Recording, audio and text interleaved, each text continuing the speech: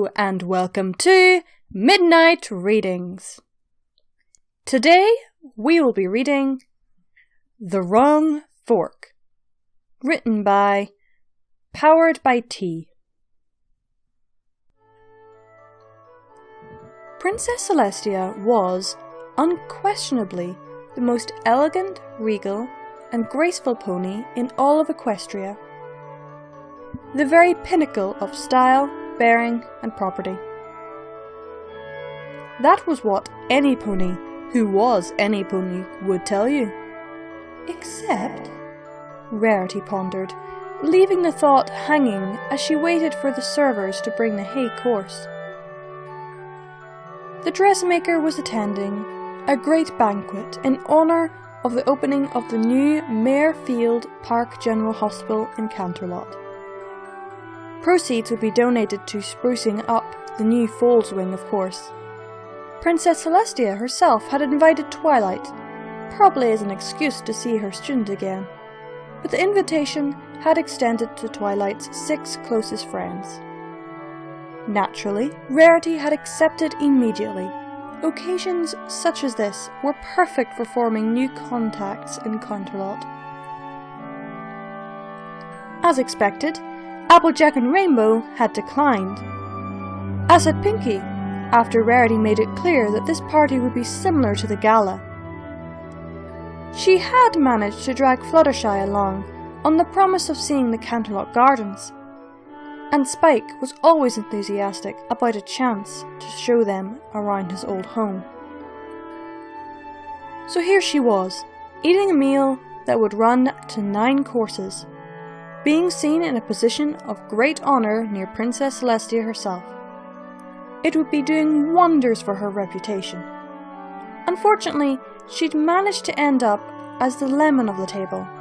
To her right, Fluttershy was in a deep conversation with a charming, inoffensive young stallion, who was probably the son of some pony. She'd poke that in the right direction later. Right now, they were acting just too cute to interrupt. Well, yes, anyway, to her right, Fluttershy was busy, and to her left, Twilight and Spike were both reminiscing with the princess about events back when Twilight had lived in Canterlot. Which was fine, except Rarity wasn't able to contribute much.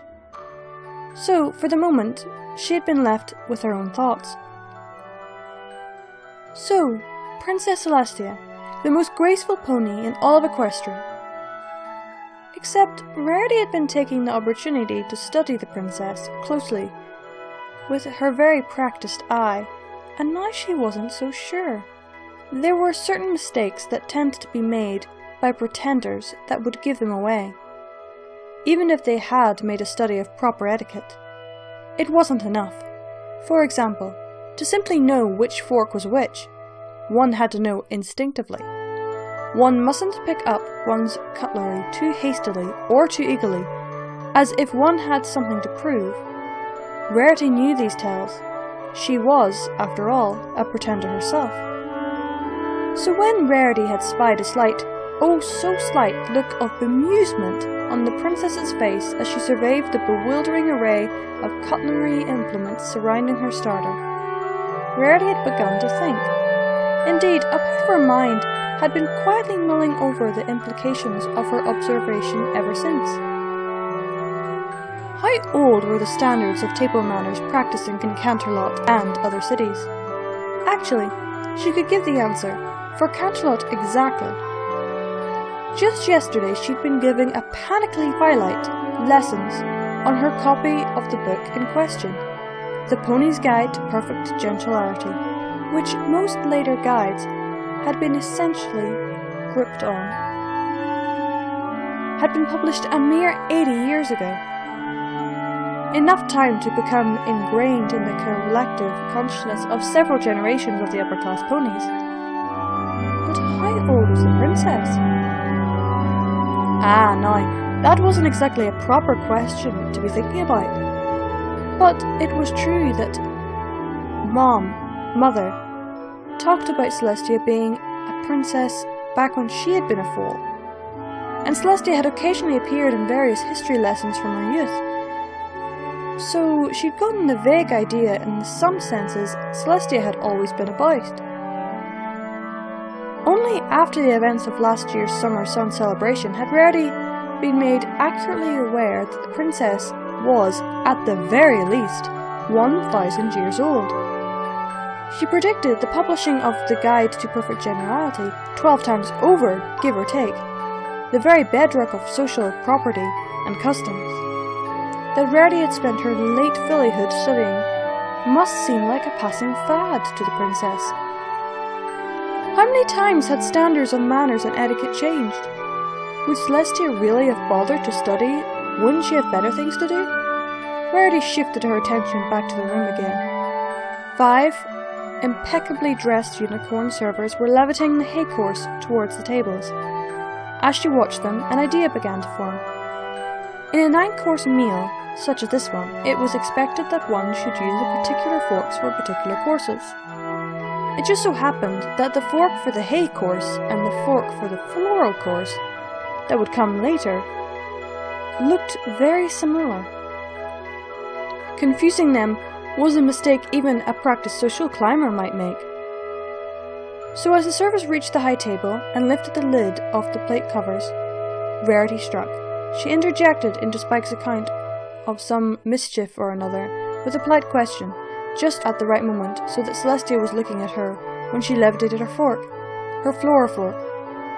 She was rewarded with a slight expression of puzzlement and uncertainty from the princess, there and gone so fast she would have missed it if she hadn't been looking for it.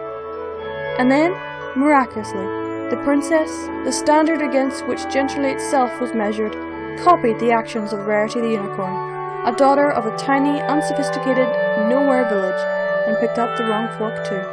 Because Rarity the Unicorn was the very pinnacle of good grace and manners, wasn't she? Or at least, impressionable young Twilight would have described Rarity as such in her letters.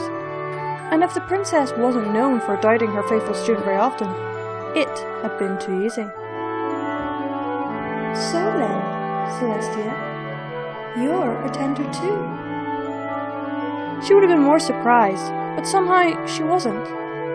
Not after everything she had seen since the day she had met Twilight. She did find herself feeling strangely guilty at the sight of an oblivious Princess Celestia eating her hay with a floral fork. Fear not, Princess. Your secret is safe with me. Thankfully, the chances of any pony noticing were slim.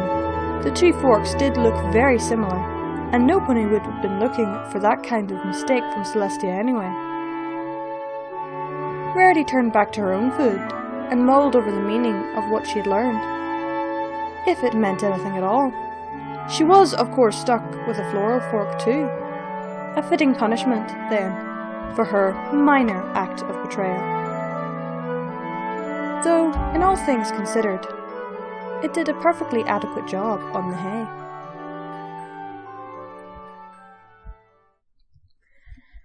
That was The Wrong Fork, written by Powered by Tea. I have to admit, this is an interesting one. I can imagine Celestia not knowing all the etiquette, simply because it would have been a passing trend to her. And I'm pretty sure Rarity would have noticed. She's quite observant in those ways. I would also like to announce, drum roll please!